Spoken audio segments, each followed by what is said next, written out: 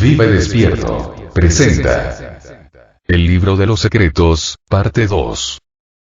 Capítulo 14. Cambiar la dirección de la energía. Preguntas. Pregunta número 1. ¿Por qué la conciencia cósmica, Samadhi, es llamada centramiento? Pregunta número 2. Explica más cómo el amor solo puede ser suficiente sin meditación. Pregunta número 3. ¿Por qué es insensible el hombre?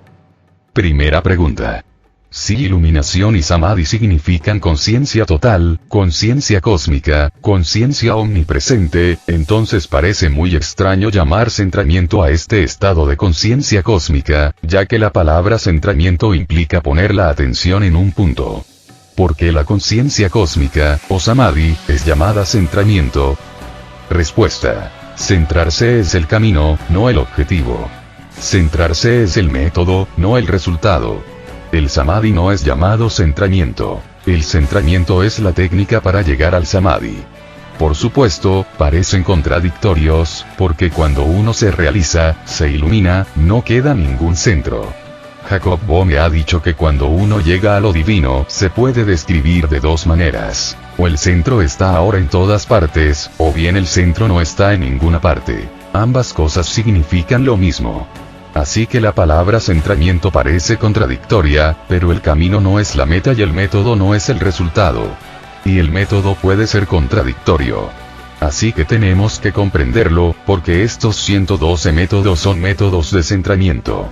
Pero una vez que te centres, explotarás. Centrarte consiste simplemente en ponerte a ti mismo totalmente en un punto. Una vez que te has recogido en un punto, que te has cristalizado en un punto, ese punto explota automáticamente. Entonces no hay ningún centro, o entonces el centro está en todas partes. De modo que centrarse es un medio para explotar. Porque el centramiento se convierte en el método. Si no estás centrado, tu energía no está enfocada, no puede explotar. Está difusa, no puede explotar. Una explosión requiere mucha energía. Explosión significa que ahora no estás difuso, estás en un punto. Te vuelves atómico, te vuelves, realmente, un átomo espiritual. Y solo cuando estás suficientemente centrado para volverte un átomo puedes explotar. Entonces hay una explosión atómica. No se habla de esa explosión porque no se puede, así que solo se da el método. Del resultado no se habla. No se puede hablar. Si practicas el método, el resultado le seguirá, y no hay ninguna manera de expresarlo. Así que recuerda esto. Básicamente, la religión nunca habla de la experiencia misma, solo habla del método. Muestra el cómo, no el qué. El qué queda para ti. Si haces el cómo, el qué llegará a ti. Y no hay manera de comunicarlo. Uno lo puede conocer, pero no puede comunicarlo. Es una experiencia tan infinita que el lenguaje se vuelve inútil. La inmensidad es tal que ninguna palabra es capaz de expresarla. De manera que solo se da el método. Se cuenta que Buda dijo continuamente durante 40 años, no me preguntéis acerca de la verdad, acerca de lo divino, acerca del nirvana, la liberación. No me preguntéis nada acerca de cosas semejantes. Preguntadme solo cómo llegar ahí. Os puedo mostrar el camino, pero no os puedo dar la experiencia, ni siquiera en palabras. La experiencia es personal. El método es impersonal. El método es científico, impersonal. La experiencia siempre es personal y poética. ¿Qué quiero decir cuando diferencio de esta manera? El método es científico.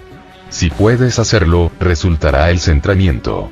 Ese centramiento está abocado a resultar si se practica el método. Si el centramiento no está sucediendo, entonces puedes saber que estás entendiendo mal algo. En algún punto te has equivocado con el método, no lo has seguido.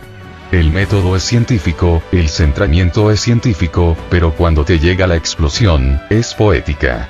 Con poética quiero decir que cada uno de vosotros la experimentará de una manera diferente. Entonces no hay terreno común. Y todo el mundo lo expresará de una manera diferente. Buda dice algo, Mahavira dice algo, Krishna dice otra cosa, y Jesús, Mahoma, Moisés y Lao Tse, todos difieren. No en los métodos, sino en la manera de expresar su experiencia. Solo en una cosa están todos de acuerdo, en que todo lo que dicen no está expresando lo que han sentido. Solo en ese punto están de acuerdo. No obstante, lo intentan. No obstante, tratan de comunicar de alguna forma, de sugerir.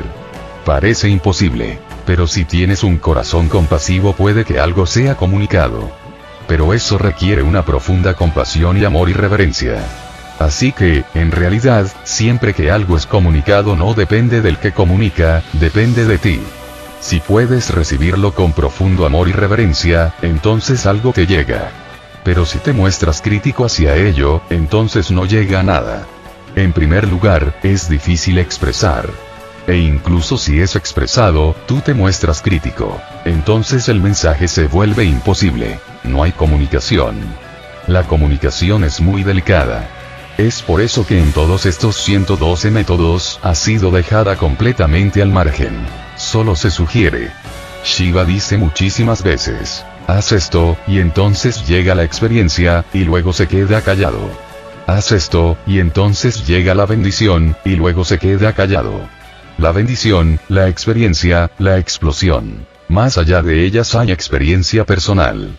Con lo que no se puede expresar, es mejor no intentar expresarlo. Porque si se intenta la expresión, con lo que no puede ser expresado, será mal interpretada. De modo que Shiva guarda silencio. Está hablando simplemente de métodos, técnicas, de cómo hacerlo. Pero el centramiento no es el fin, sino solo el camino. ¿Y por qué sucede el centramiento? Se desarrolla, se convierte en una explosión. Porque si se centra mucha energía en un punto, el punto explotará. El punto es tan pequeño y la energía es tan grande que el punto no puede contenerla. Por eso, la explosión. Esta bombilla puede contener una cantidad concreta de electricidad. Si hay más electricidad, la bombilla explotará.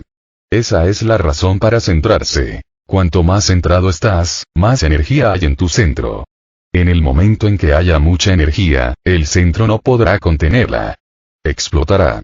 De manera que es científico. Es una ley científica. Y si el centro no está explotando, eso significa que aún no estás centrado. Una vez que estás centrado, la explosión llega inmediatamente. No hay intervalo. Así que si notas que no llega la explosión, eso significa que aún no estás centrado. Aún no tienes un centro, todavía tienes muchos centros, todavía estás dividido, tu energía todavía está disipada, tu energía todavía está yendo hacia afuera. Cuando la energía va hacia afuera, te estás vaciando de energía, te estás disipando. Al final te quedarás sin fuerzas. En realidad, cuando llega la muerte tú ya has muerto. Eres una célula muerta. Has estado tirando la energía hacia afuera constantemente. Así, independientemente de cuál sea la cantidad de energía, en un cierto plazo te quedarás vacío. Energía que sale significa muerte. Te estás muriendo a cada momento. Tu energía está siendo vertida. Estás tirando tu energía, disipándola. Dicen que incluso el Sol, que ha estado ahí durante millones y millones de años, una reserva tal de energía, está descargándose constantemente. Y en un plazo de 4 billones de años morirá. El Sol morirá simplemente porque no habrá energía que radiar. Está muriendo cada día porque los rayos llevan su energía hacia los límites del universo, si es que hay algún límite. La energía está yendo hacia afuera. Solo el hombre es capaz de transformar y cambiar la dirección de la energía. De otro modo, la muerte es un fenómeno natural. Todo muere. Solo el hombre es capaz de conocer lo inmortal, lo que no muere. De manera que puedes reducir todo esto a una ley. Si la energía está yendo hacia afuera, la muerte será el resultado y nunca sabrás qué significa la vida. Solo puedes conocer una muerte lenta. Nunca puedes sentir la intensidad de estar vivo. Si la energía está yendo hacia afuera, la muerte es el resultado automático. De cualquier cosa, de todo. Si puedes cambiar la dirección de la energía que no va hacia afuera, sino hacia adentro, entonces sucede una mutación, una transformación. Entonces esta energía que va hacia adentro se centra en un punto dentro de ti. Ese punto está cerca del ombligo. Porque, en realidad, has nacido como un ombligo. Estás conectado con tu madre en el ombligo. La energía vital de la madre está entrando a raudales en ti a través del ombligo. Y una vez que se ha cortado el cordón umbilical, estás separado de tu madre, te vuelves un individuo. Antes de eso no eres un individuo, tan solo parte de tu madre. De modo que el nacimiento auténtico tiene lugar cuando se corta el cordón umbilical. Entonces el niño toma su propia vida, se vuelve su propio centro. Ese centro está abocado a estar justo en el ombligo, porque a través del ombligo la energía llega al niño. Ese era el enlace. Y todavía, te des cuenta de ello no, tu ombligo sigue siendo el centro. Si la energía comienza a entrar a raudales, si puedes cambiar la dirección de la energía para que vaya hacia adentro, llegará al ombligo. Seguirá entrando y centrándose en el ombligo. Cuando sea tanta que el ombligo no pueda contenerla, que el centro ya no pueda contenerla, el centro explota. En esa explosión, de nuevo ya no eres un individuo. No eras un individuo cuando estabas conectado con tu madre. De nuevo, no serás un individuo. Ha tenido lugar un nuevo nacimiento. Te has hecho uno con el cosmos. Ahora no tienes un centro. No puedes decir yo. Ya no hay ego. Un Buda, un Krishna, sigue hablando y usando la palabra yo. Eso es simplemente formal. No tienen ego. No son. Buda se estaba muriendo. El día que iba a morirse, muchísima gente, discípulos, sannyasins, se reunieron, y estaban tristes. Estaban llorando y gimiendo. Así que Buda preguntó, ¿por qué estáis llorando? Alguien dijo, porque pronto ya no estarás. Buda se rió y dijo, pero no he estado por más de 40 años. Morí el día que me iluminé. No ha habido centro durante 40 años. Así que no lloréis, no estéis tristes. Nadie se está muriendo ahora. Yo ya no soy. Pero hay que usar la palabra yo incluso para indicar que ya no soy. La energía yendo hacia adentro es toda la religión, es lo que se quiere decir al hablar de búsqueda religiosa. Cómo mover la energía, cómo crear un giro, una media vuelta total. Estos métodos ayudan. Así que recuerda, el centramiento no es el samadhi, el centramiento no es la experiencia. El centramiento es la puerta a la experiencia, y cuando hay la experiencia no hay centramiento. De modo que el centramiento es solo un pasaje. Ahora no estás centrado. En realidad estás multicentrado. Por eso digo que ahora no estás centrado. Cuando te centras, solo hay un centro. Entonces la energía que ha estado yéndose a los multicentros ha vuelto. Es un regreso a casa. Entonces estás en tu centro. Entonces, la explosión. De nuevo ya no hay centro, pero entonces no estás multicentrado. Entonces no hay centro en absoluto. Te has hecho uno con el cosmos. Entonces existencia y tú significan una misma y única cosa. Por ejemplo, hay un iceberg flotando en el mar. El iceberg tiene un centro propio. Tiene una individualidad separada. Está separado del océano. En lo más íntimo, no está separado, porque no es más que agua a una determinada temperatura. La diferencia entre el agua del océano y el iceberg no radica en su naturaleza. Naturalmente, son lo mismo. La diferencia es solo de temperatura. Y entonces sale el sol, y la atmósfera se calienta, y el iceberg comienza a derretirse. Después no hay iceberg. Se ha derretido. Ya no puedes encontrarlo, porque no hay ninguna individualidad, ningún centro en él. Se ha hecho uno con el océano.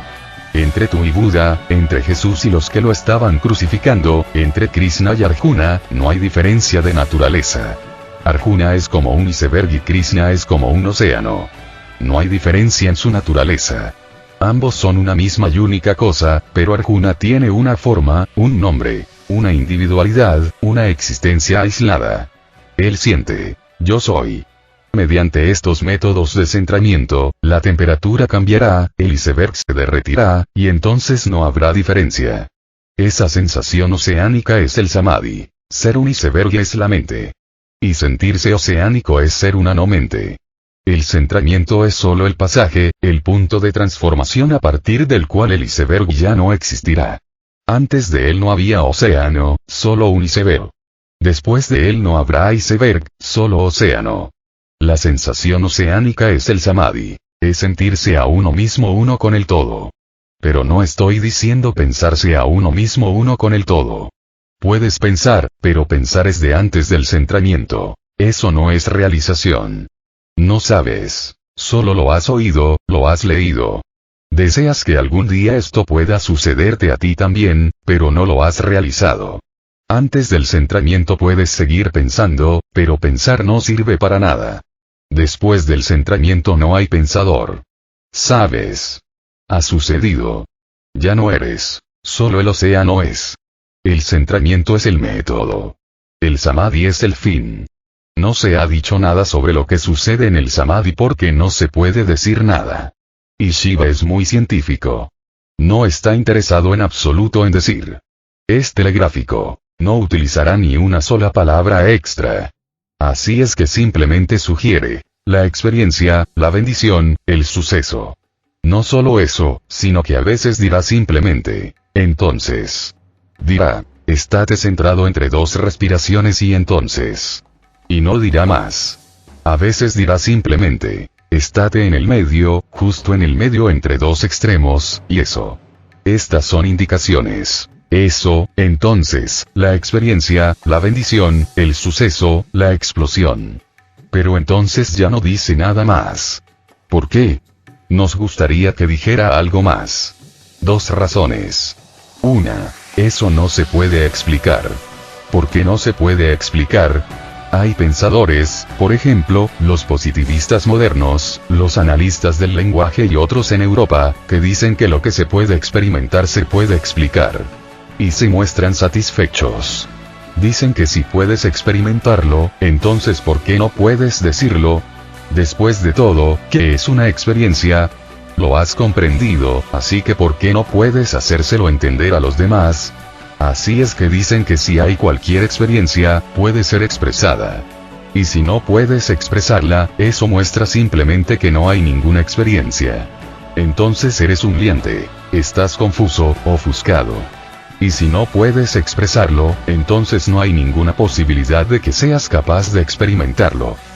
Debido a este punto de vista, dicen que la religión no es más que una tontería sentimental. ¿Por qué no puedes expresarlo si puedes decir que lo has experimentado?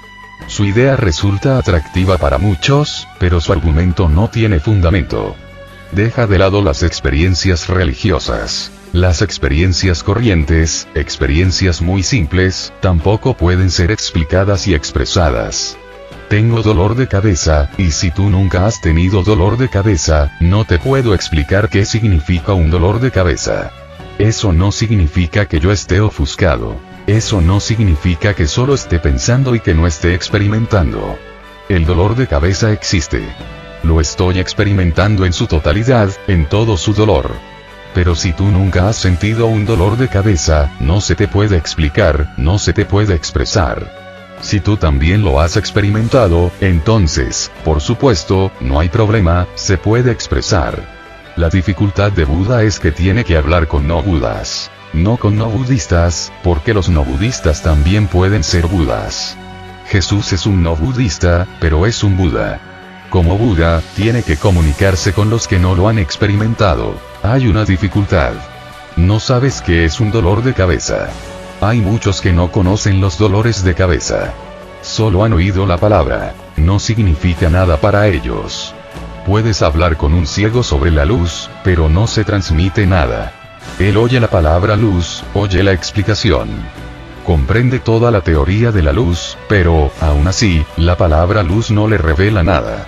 A menos que pueda experimentar, la comunicación es imposible.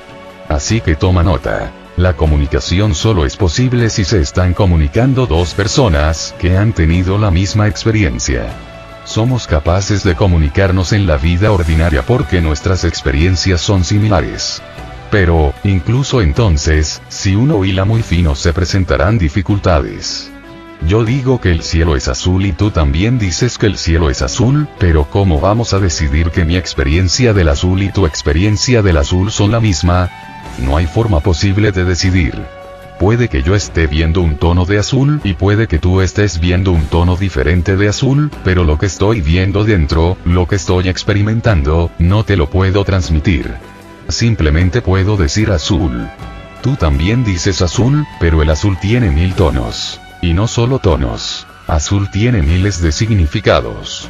En mi pauta mental, azul puede significar una cosa. Puede que para ti signifique otra cosa, porque azul no es el significado. El significado está siempre en la pauta mental. De manera que incluso en las experiencias comunes es difícil comunicar. Además, hay experiencias que son del más allá. Por ejemplo, alguien se ha enamorado. Experimenta algo.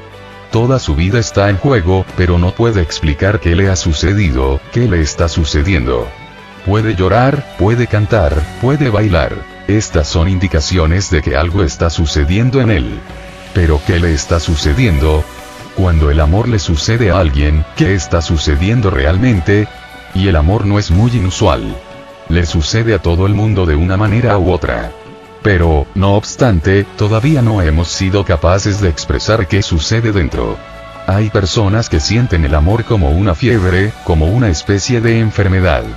Rousseau dice que la juventud no es la cumbre de la vida humana, porque la juventud es propensa a la enfermedad llamada amor.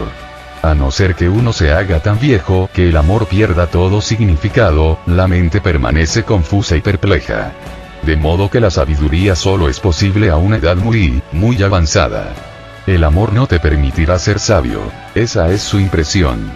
Puede que haya otros que tengan una impresión diferente. Los que son realmente sabios guardarán silencio en lo referente al amor. No dirán nada, porque la sensación es tan infinita, tan profunda, que el lenguaje está abocado a traicionarla. Y si es expresada, entonces uno se siente culpable porque uno nunca puede hacer justicia a la sensación de lo infinito. De modo que uno permanece en silencio. Cuanto más profunda es la experiencia, menor es la posibilidad de expresión. Buda permaneció en silencio acerca de Dios, no porque no haya Dios. Y los que hablan mucho acerca de Dios muestran en realidad que no lo han experimentado. Buda permaneció en silencio. Siempre que iba a algún sitio, anunciaba: por favor, no me preguntéis nada sobre Dios. Me podéis preguntar cualquier cosa, pero no sobre Dios. Los eruditos, los pandits, que en realidad no tenían ninguna experiencia, sino solo conocimientos, empezaron a hablar de Buda y a crear rumores, diciendo: guarda silencio porque no sabe. Si supiera, ¿por qué no iba a decir? Y Buda se reía. Esa risa solo la podían comprender unos pocos. Si el amor no puede ser expresado, ¿cómo va a poder ser expresado Dios? Entonces cualquier expresión es perjudicial. Eso es lo primero. Por eso Shiva guarda silencio acerca de la experiencia. Va al punto en que se puede usar un dedo como indicación, entonces, eso, la experiencia, y luego se queda callado. La segunda razón es: incluso si se puede expresar de cierta manera, incluso si solo se puede expresar parcialmente, incluso si no se puede expresar realmente, también entonces se pueden crear algunos paralelos para ayudar. Pero Shiva tampoco los está usando, y hay una razón. Es porque nuestras mentes son tan avariciosas que siempre que se dice algo sobre la experiencia, la mente se aferra a ello. Y entonces la mente se olvida del método y solo recuerda la experiencia, porque el método requiere esfuerzo. Un esfuerzo prolongado que a veces es aburrido, a veces peligroso. Es necesario un esfuerzo prolongado y continuo. Así es que nos olvidamos del método. Recordamos el resultado y seguimos imaginando, deseando, anhelando el resultado. Y uno se puede engañar a sí mismo muy fácilmente. Uno se puede imaginar que el resultado ha sido logrado. Había alguien aquí hace unos pocos días. Es un sannyasin. Un hombre mayor, muy mayor. Tomó sannyas hace 30 años. Ahora tiene casi 70. Vino a mí y dijo: he venido a pedir información, a saber algo. Así que le pregunté: ¿qué quieres saber? De repente, él cambió. Dijo: no a saber algo, realmente. Solo a conocerte, porque todo lo que se puede saber ya lo he sabido. Durante 30 años ha estado imaginando, deseando la dicha, experiencias divinas, y ahora, a esta edad tan avanzada, se ha vuelto débil y la muerte se acerca. Ahora está creando alucinaciones de que ha experimentado. Así que le dije: si has experimentado, entonces permanece en silencio. Quédate aquí conmigo unos momentos, porque entonces no hay necesidad de hablar.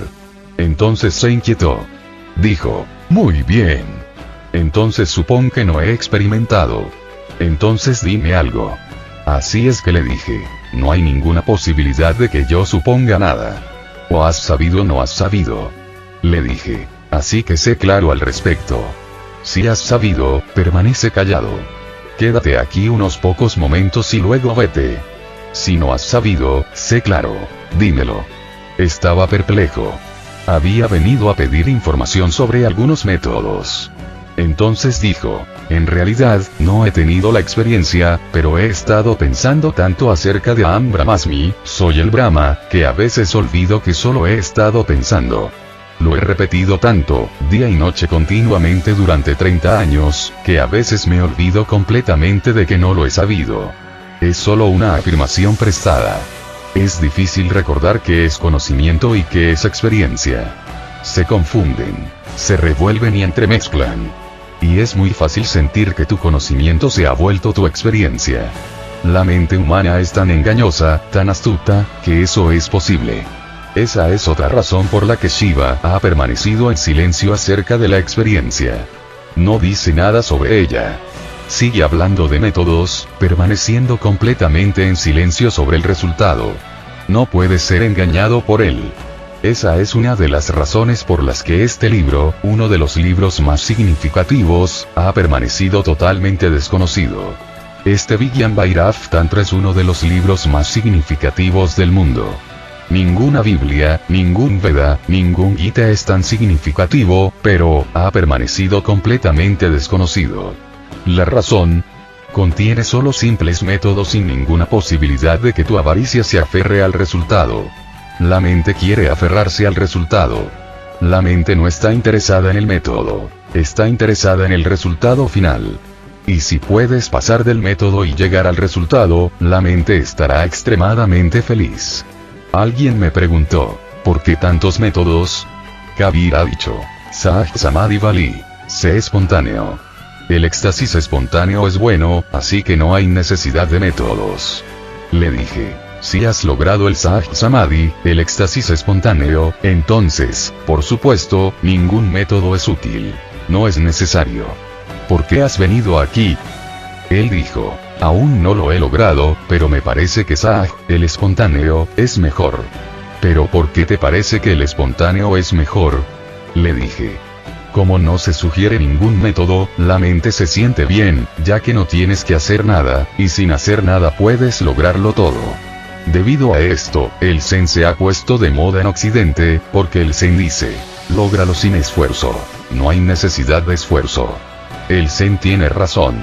No hay necesidad de esfuerzo. Pero recuerda, para lograr este punto de no esfuerzo necesitarás un esfuerzo muy prolongado.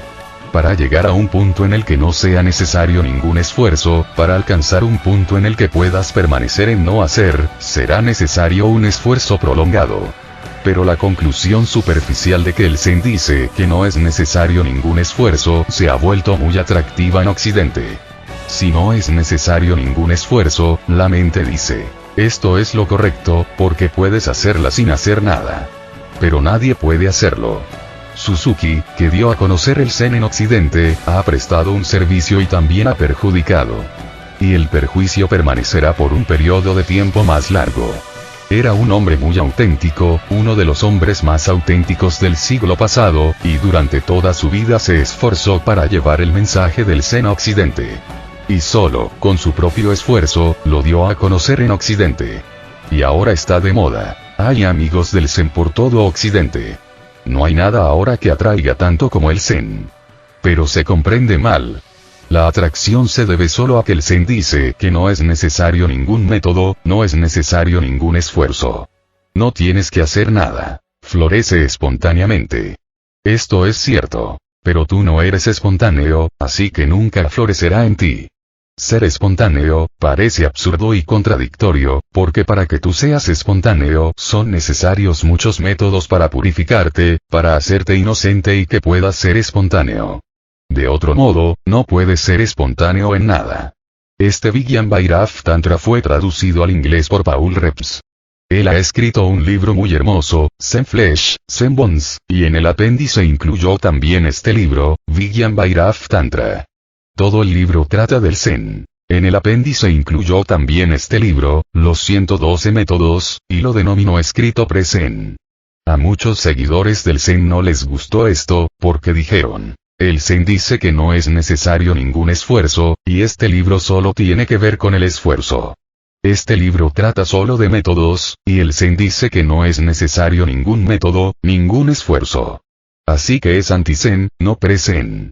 Superficialmente tienen razón, pero en el fondo no la tienen, porque para lograr un ser espontáneo uno tiene que hacer muchos progresos. Uno de los discípulos de Gurdjieff, Ouspensky, solía decir siempre que alguien venía a preguntarle sobre el camino: no sabemos nada sobre el camino.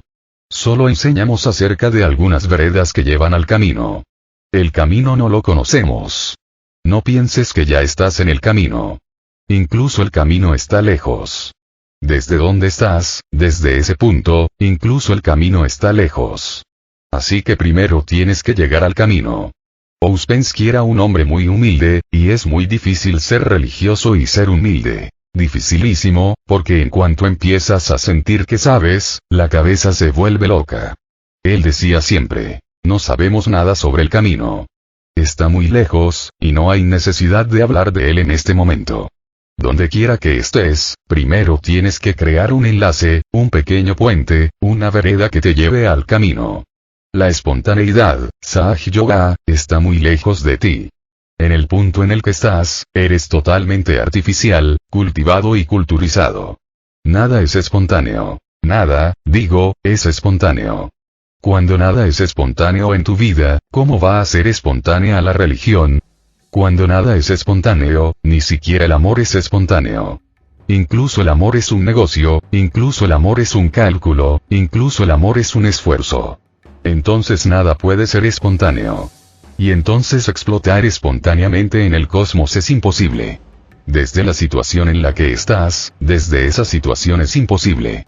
Primero tendrás que deshacerte de toda tu artificialidad, de todas tus actitudes falsas, todas tus convenciones cultivadas, todos tus prejuicios. Solo entonces será posible un suceso espontáneo. Estos métodos te ayudarán a llegar a un punto desde el que no es necesario hacer nada. Solo tu ser es necesario. Pero la mente puede engañar.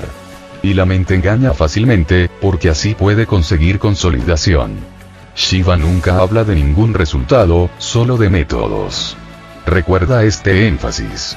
Haz algo, para que pueda llegar a ser posible un momento en el que no se necesite nada, en el que tu ser central se pueda disolver en el cosmos. Pero eso hay que lograrlo. La atracción del Zen se debe a razones equivocadas, y lo mismo se puede decir respecto a Krishnamurti, porque él dice que no es necesario ningún yoga, que no es necesario ningún método. En realidad, dice que no existe ningún método de meditación. Tiene razón. Tiene razón, pero Shiva dice que existen estos 112 métodos de meditación, y Shiva también tiene razón. Y por lo que a ti respecta, Shiva tiene más razón. Y si tienes que elegir entre Krishnamurti y Shiva, elige a Shiva. Krishnamurti no te sirve para nada.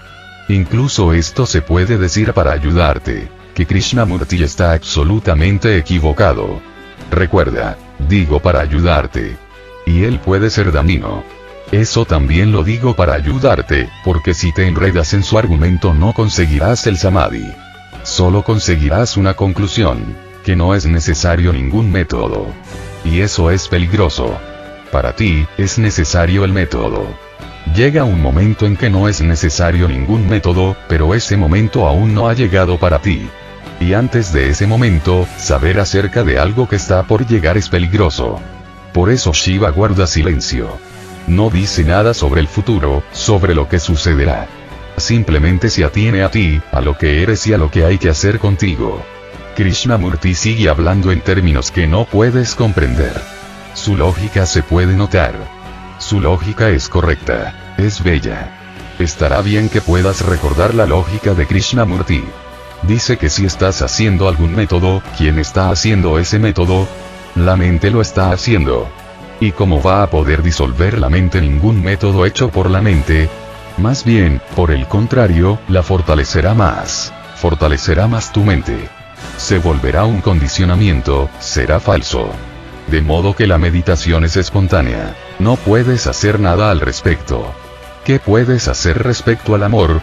¿Puedes practicar algún método sobre cómo amar? Si puedes practicar, entonces tu amor será falso. Sucede, no puede ser practicado. Si ni siquiera el amor puede ser practicado, ¿cómo va a poder ser practicada la oración? ¿Cómo va a poder ser practicada la meditación? La lógica es exacta, absolutamente correcta. Pero no para ti. No para ti. Porque al escuchar continuamente esta lógica serás condicionado por esta lógica. Y los que han estado escuchando a Krishnamurti durante 40 años son las personas más condicionadas que he encontrado. Dicen que no hay ningún método, y no obstante, han fracasado por completo. Les digo, habéis comprendido que no hay ningún método y no practicáis ningún método, pero ha florecido en vosotros la espontaneidad. Ellos dicen, no. Y si les digo, entonces practicad algún método, e inmediatamente hace entrada su condicionamiento. Dicen, no hay ningún método. No han estado practicando ningún método, y el samadhi no ha sucedido. Y si les dices, entonces probad algún método, dicen que no hay ningún método. De manera que están en un dilema. No han avanzado ni un centímetro, y la razón de ello es que les han dicho algo que no era para ellos. Es como instruir a un niño pequeño en el sexo. Puedes seguir enseñando, pero estás diciendo algo que todavía no tiene ningún sentido para el niño. Y tu enseñanza será peligrosa, porque estás condicionando su mente. No es lo que necesita. Eso no le preocupa. No sabe qué significa el sexo porque sus glándulas aún no están funcionando, su cuerpo aún no es sexual. Su energía todavía no se ha movido biológicamente al centro sexual, y le estás hablando. ¿Crees que se le puede enseñar algo solo porque tiene oídos? ¿Crees que se le puede enseñar algo solo porque puede asentir con la cabeza? Puedes instruir, y tu enseñanza puede volverse peligrosa y dañina. Él no se hace preguntas sobre el sexo, no se ha convertido en un problema para él. No ha alcanzado ese punto de madurez en el que el sexo se vuelve significativo. Espera. Cuando empiece a indagar, cuando madure y haga preguntas, entonces dile.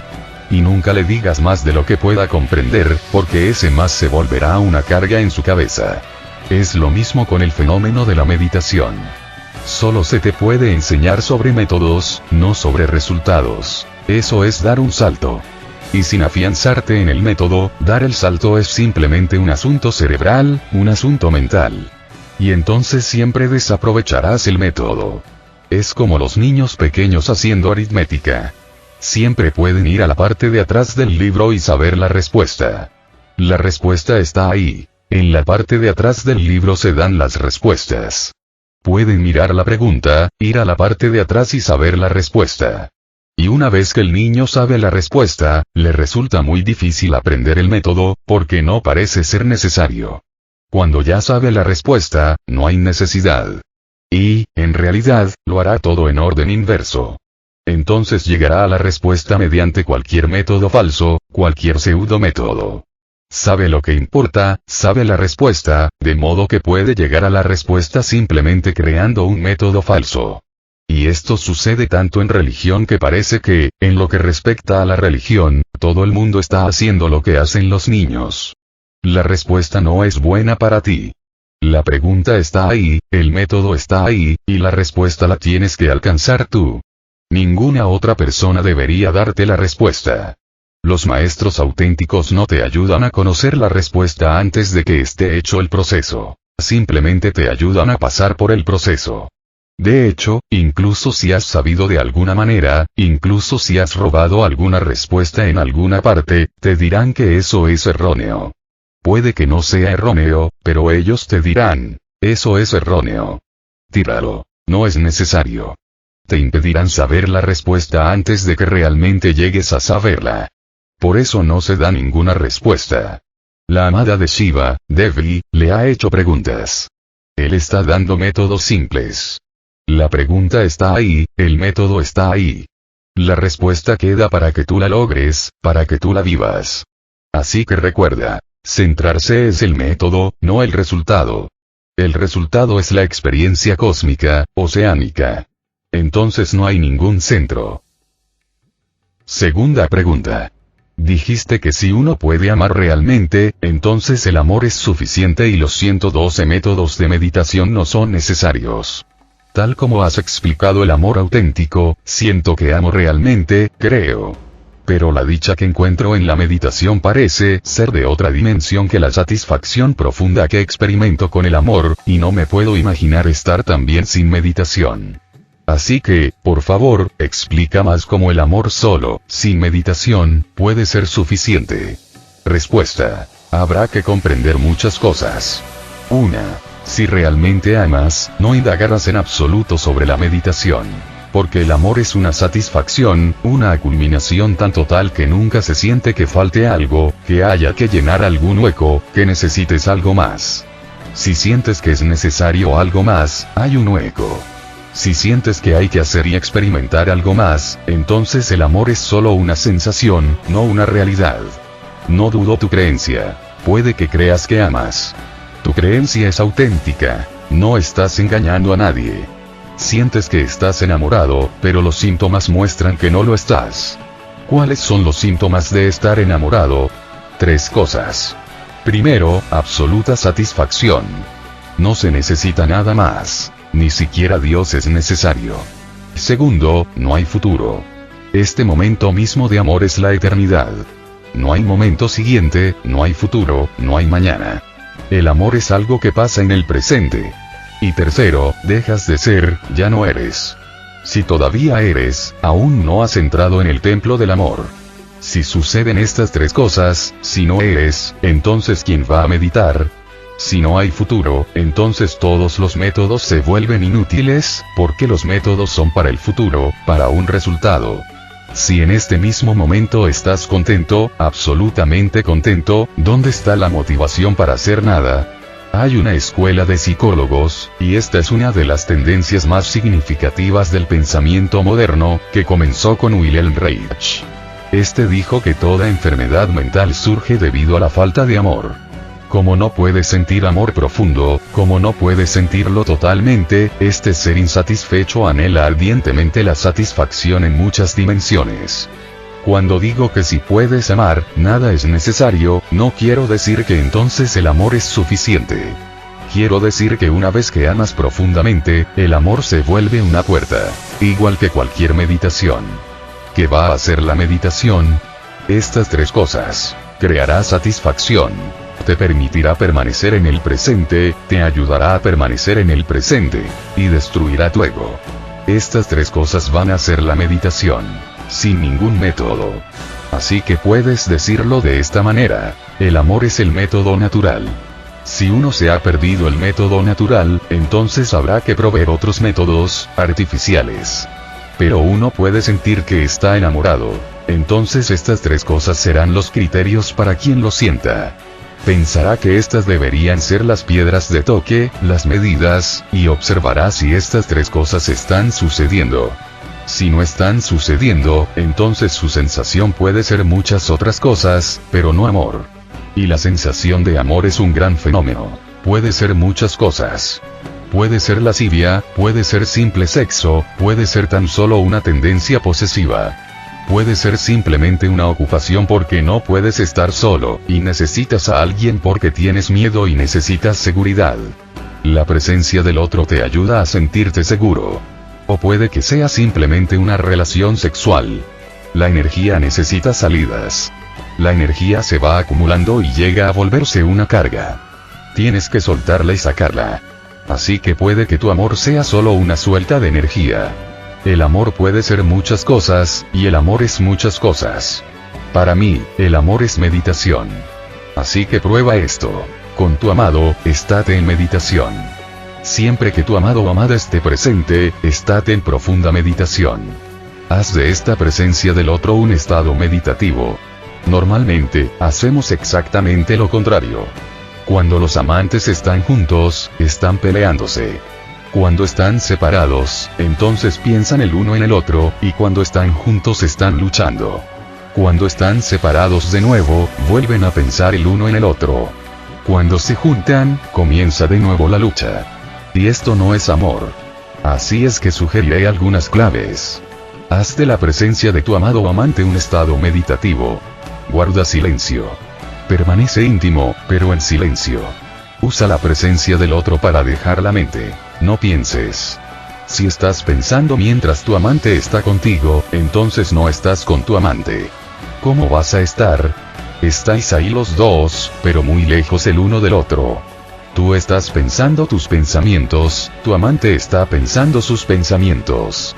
Solo parece que estás cerca, pero no lo estáis, porque cuando dos mentes están pensando, son polos aparte. El amor auténtico significa cesación del pensamiento. En presencia de tu amado o amante, deja de pensar completamente. Solo entonces estáis cerca. Entonces, de pronto sois uno, entonces los cuerpos no pueden separaros. Entonces, en lo más hondo del cuerpo, alguien ha roto la barrera. El silencio rompe la barrera. Eso es lo primero. Haz de tu relación un fenómeno sagrado. Cuando estás realmente enamorado, el objeto de tu amor se vuelve divino. Si no lo es, entonces ten muy claro que no es una relación de amor. Es imposible. Una relación de amor no es una relación profana. ¿Pero has sentido alguna vez veneración por tu amado? Puede que hayas sentido muchas otras cosas, pero nunca veneración. Parece inconcebible, pero India ha probado muchísimas maneras, por eso India ha venido insistiendo en que este amor entre hombre y mujer debería ser un fenómeno sagrado, no una relación mundana. El amado, la amada, se vuelven divinos. No puedes considerarlos de ninguna otra forma. Me pregunto, ¿has sentido alguna vez veneración por tu esposa? El asunto mismo parece irrelevante. Veneración por una esposa está fuera de consideración. Puedes sentir condena, puedes sentir de todo, pero nunca veneración. La relación es simplemente mundana. Os estáis usando mutuamente. Puede que la esposa diga que respeta a su marido, pero no he visto ni una sola esposa que respete realmente. Tradicionalmente, porque ha sido una convención respetar al marido, la esposa sigue diciendo que respeta, y así ni siquiera pronunciará su nombre. No debido al respeto, porque ella puede decir cualquier cosa, pero no dirá su nombre simplemente por la tradición.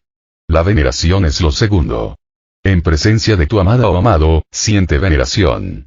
Si no puedes ver lo divino en tu amada o amado, no puedes verlo en ninguna otra parte. ¿Cómo vas a verlo en un árbol, con el que no existe ninguna relación? Si no prevalece ninguna intimidad profunda, ¿cómo vas a poder verlo en una roca o un árbol? No están relacionados. Si no puedes verlo en la persona a la que amas, si no se siente a Dios ahí, no se le puede sentir en ninguna otra parte. Si lo puedes sentir ahí, tarde o temprano lo sentirás en todas partes, porque una vez que la puerta se abre, una vez que tienes un vislumbre de lo divino en cualquier persona, no puedes olvidar ese vislumbre. Y debido a eso, todo se vuelve una puerta. Por eso digo que el amor mismo es una meditación. Así que no pienses en antítesis, en si amar o meditar. Eso no es lo que quise decir. No intentes elegir entre amar y meditar. Ama meditativamente, o medita amorosamente. No crees ninguna división. El amor es un fenómeno muy natural, y se puede usar como vehículo. Y el Tantra lo ha usado como vehículo. No solo el amor. El Tantra ha usado incluso el sexo como vehículo. El Tantra dice que en un profundo acto sexual puedes meditar más fácilmente que en ningún otro estado de ánimo. Porque este es un éxtasis natural, biológico. Pero todo lo que se conoce del acto sexual, se conoce de una manera muy pervertida. De modo que cuando se dicen tales cosas te sientes incómodo, porque todo lo que has conocido en nombre del sexo no es sexo. Es solo una sombra, porque la sociedad entera ha cultivado tu mente contra el sexo. Todo el mundo es en cierta forma reprimido, de manera que el sexo natural es imposible. Y cada vez que estás en un acto sexual, siempre está presente una profunda sensación de culpa. Ese sentimiento de culpabilidad se vuelve una barrera, y así se pierde una de las mayores oportunidades. Podrías haberla usado para entrar hasta lo más hondo de ti mismo. El Tantra dice, en el acto sexual, sé meditativo. Considera sagrado todo el fenómeno. No te sientas culpable. Más bien, siéntete bienaventurado de que la naturaleza te haya dado una fuente mediante la cual puedes entrar profundamente en éxtasis inmediatamente. Y luego, siéntete totalmente libre en el sexo. No reprimas, no te resistas. Deja que la comunión sexual se apodere de ti. Olvídate de ti mismo, desecha todas tus inhibiciones. Sé absolutamente natural, y sentirás una música profunda en el cuerpo. Cuando dos cuerpos se vuelvan una armonía, te olvidarás completamente de que existes. Y, no obstante, existirás. Entonces te olvidarás del yo. No habrá yo, solo la existencia jugando con la existencia, un ser con otro. Y los dos se harán uno. No habrá pensamientos. El futuro cesará y estarás en el presente en este mismo momento. Sin ninguna culpabilidad, sin ninguna inhibición, hazlo una meditación, y entonces el sexo es transformado. Entonces el sexo mismo se vuelve una puerta. Si el sexo se vuelve una puerta, poco a poco el sexo deja de ser sexual. Y llega un momento en que el sexo se ha ido, solo ha quedado el perfume. Ese perfume es el amor. Y después, incluso ese perfume desaparece, y entonces lo que queda es el samadhi. El Tantra dice que no hay nada que pueda ser considerado enemigo. Toda energía es amigable, solo hay que saber cómo usarla. Así que no elijas nada. Transforma tu amor en meditación y transforma tu meditación en amor. Entonces pronto olvidarás la palabra y tendrás lo auténtico, que no es la palabra. La palabra amor no es el amor, y la palabra meditación no es la meditación, y la palabra Dios no es Dios. Esas son solo palabras.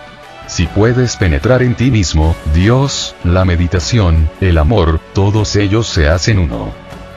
Una pregunta más. ¿Cuáles son las razones de la insensibilidad del hombre, y cómo extirparlas? Respuesta. Cuando nace un niño, el niño está desválido.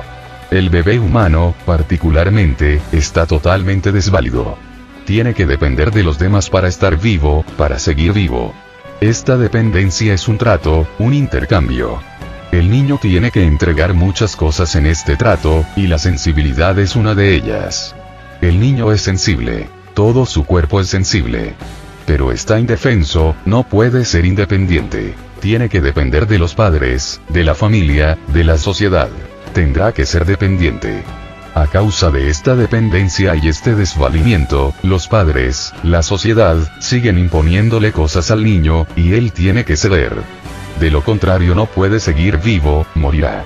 De manera que tiene que entregar muchas cosas en este trato. La primera cosa muy profunda y significativa es la sensibilidad. Tiene que dejarla. ¿Por qué? Porque cuanto más sensible es el niño, más está en apuros, más vulnerable es. Una ligera sensación y empieza a llorar. Los padres tienen que parar el llanto, y no pueden hacer nada. Pero si el niño sigue sintiendo cada detalle de la sensación, el niño dará mucho la lata. Y los niños dan mucho la lata, de modo que los padres tienen que restringir su sensibilidad. El niño tiene que aprender resistencia, el niño tiene que aprender control. Y con el tiempo el niño tiene que dividir su mente en dos. De modo que hay muchas sensaciones que simplemente deja de sentir porque no son buenas. Le castigan por ellas. El cuerpo entero del niño es erótico. Puede disfrutar de sus dedos, puede disfrutar de su cuerpo. Todo su cuerpo es erótico. Va explorando su propio cuerpo. Es un gran fenómeno para él. Pero llega el momento en su exploración en que el niño llega a los genitales. Entonces se vuelve un problema, porque el padre y la madre están reprimidos. En el momento en que el niño o la niña se toca los genitales, los padres se turban. Esto hay que observarlo con detenimiento. Su conducta cambia de repente, y el niño lo nota. Algo malo ha sucedido. Empiezan a gritar, y no toques.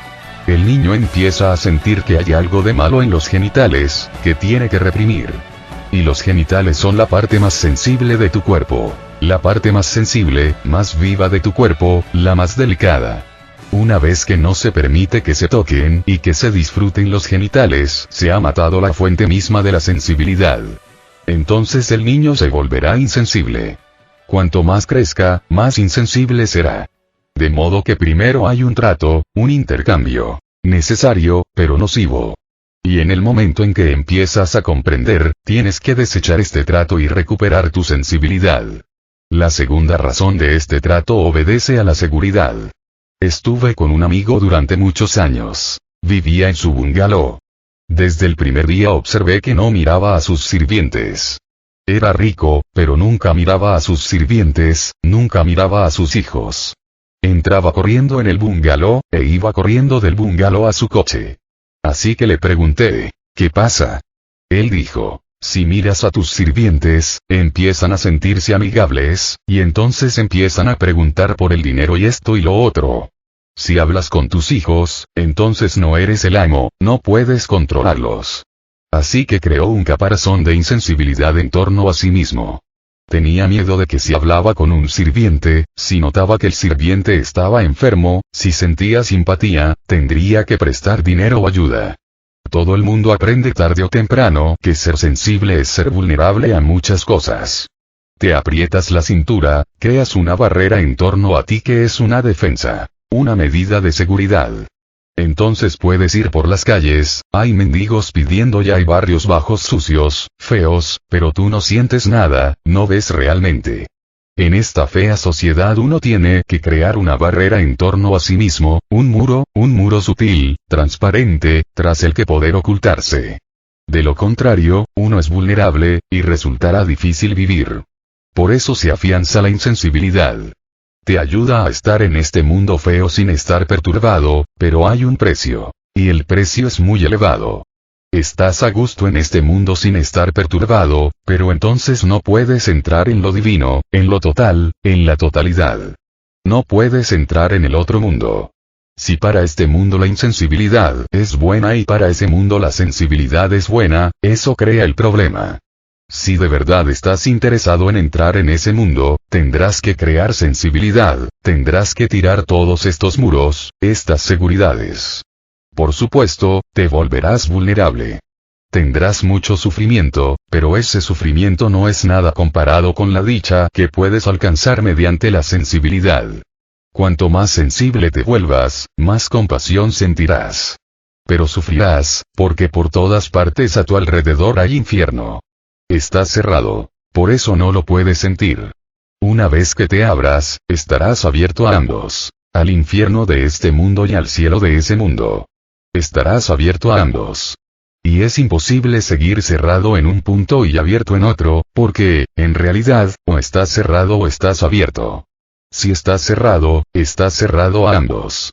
Si estás abierto, estarás abierto a ambos.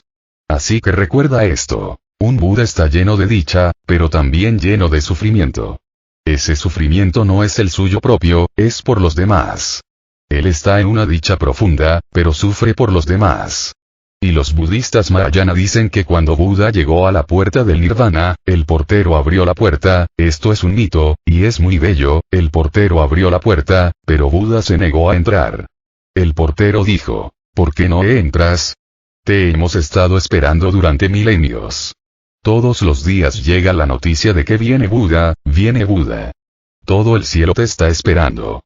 Entra. Eres bienvenido. Buda dijo, no puedo entrar a no ser que todos los demás hayan entrado antes que yo. Esperaré. A no ser que todos y cada uno de los seres humanos hayan entrado, el cielo no es para mí. Buda sufre por los demás. En cuanto a él mismo, ahora está en una profunda dicha. ¿Ves el paralelo? Tú estás en un profundo sufrimiento, y te sigue pareciendo que todos los demás están disfrutando la vida. A Buda le sucede todo lo contrario. Ahora él está en una profunda dicha, y sabe que todos los demás están sufriendo. Estos métodos son los métodos para extirpar esta insensibilidad. Hablaremos más de cómo extirparla. Amados míos, por hoy es suficiente.